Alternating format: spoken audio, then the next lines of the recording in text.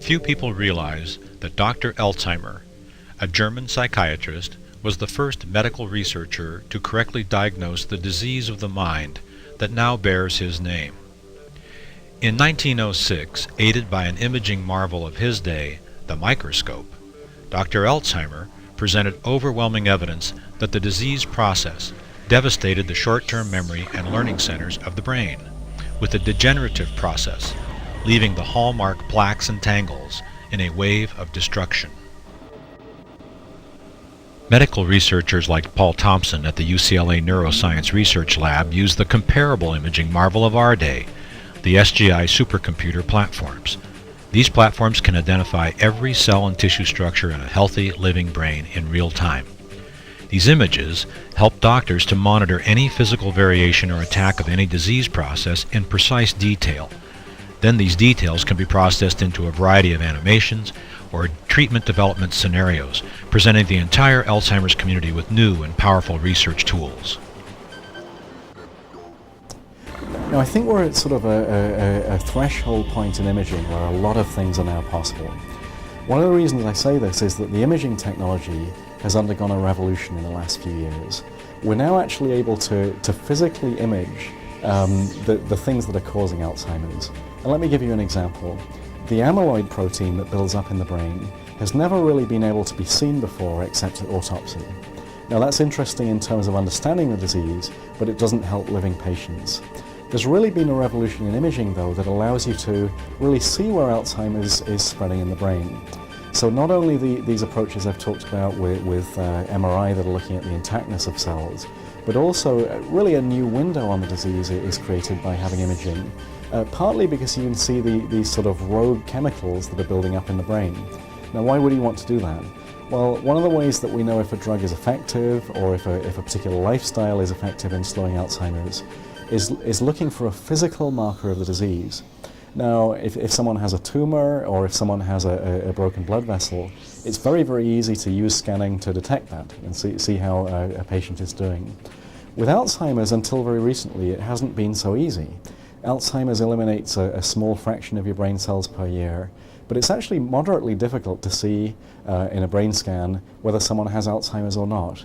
Now, one of the revolutions in imaging is that we now have scanning in exquisite detail. We can see changes of the order of 1% or 0.5% in the number of brain cells per year.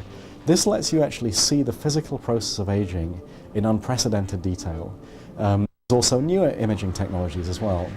So one way of imaging the brain is called amyloid imaging. This is relatively new, it's been developed in the last couple of years, and you can actually see the physical spread of the molecule that is causing Alzheimer's, amyloid. And there's a lot of exciting ways where this technology could be applied in the future. So in trials that are using vaccines, the target of those trials is to eat up the amyloid that's building up in the brain. Now there's no better way than imaging to see if a patient's amyloid is being cleared. Now clearly, the acid test is whether at autopsy the plaques are still present. But certainly for a patient who's alive and wants to know if their brain function or the pathology is being ballasted or opposed, you would want to use the best imaging that you have available, really to see if the hallmarks of the disease, the physical signs of the disease, are either being cleared or whether they're progressing as they would as the disease evolves. So really just to summarize, imaging now is at a threshold where you can see the hallmarks of Alzheimer's disease for the first time. Some of the molecules we know are implicated have only previously been seen at autopsy. Now you can use imaging to see these molecules in living patients. Why that's useful is you really want a physical marker of the disease as a patient is taking drugs, or really as people are doing things to slow down the onset of Alzheimer's disease. And these images give you a physical quantitative measure of how well someone is doing. Have they averted the disease by doing particular things, or in the case of a patient, has a drug treatment that they've been having actually slowed down the spread of the disease or not? So here's the hippocampus.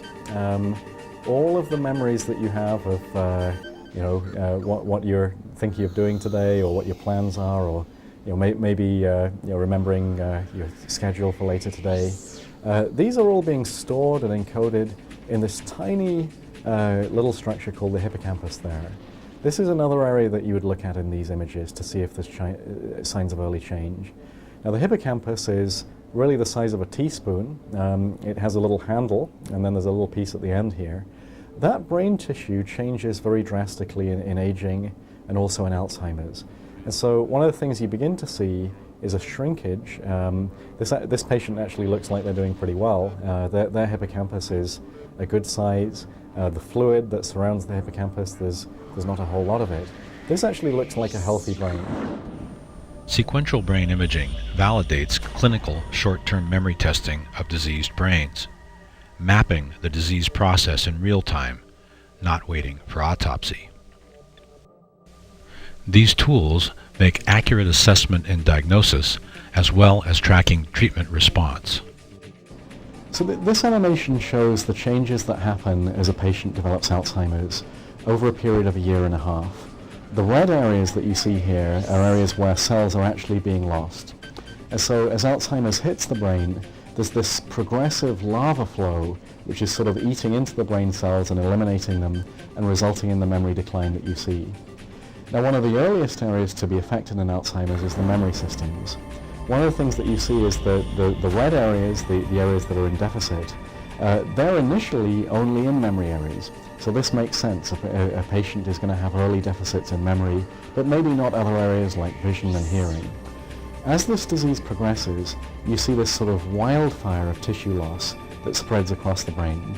Now what this means is that over maybe a year or a 2-year period, as you see in these animations, there's actually a progressive spread of the disease.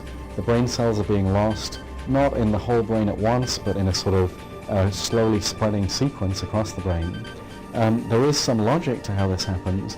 The memory systems are affected first, then the more emotional areas of the brain are affected, and then areas involved in self-control are beginning to be eroded away.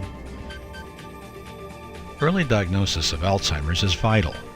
Effective memory fitness testing can screen for any reduction in short-term memory function. And as treatments are developed, imaging is in place to document any slowing or reversal of the disease process. One of the things that the brain scans tells us is that there's a physical basis for these changes that a patient has. And so if we can use these scans as a record of what's happening in the brain, you can actually see if the physical spread of the disease is being halted or where a drug is slowing it down. So really this animation shows you two things. One is that Alzheimer's is very selective and there's a sequence about how brain tissue is affected. Memory areas are affected, then emotional areas, and then areas involved in self-control.